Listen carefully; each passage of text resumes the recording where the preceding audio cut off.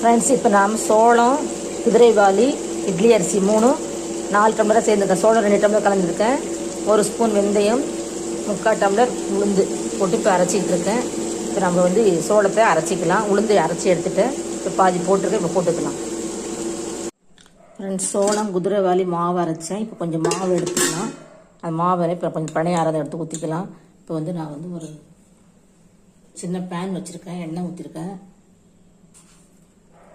கடுகு, சீரகம், கடலைப்பருப்பு, பச்சை மிளகாய், இஞ்சி,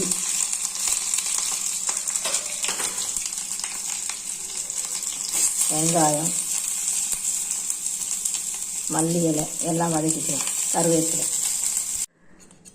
இப்போ வதக்கி போட்டாச்சு. வெங்காயம் இப்போ கல் காஞ்சிருச்சு, ஊற்றிக்கலாம்.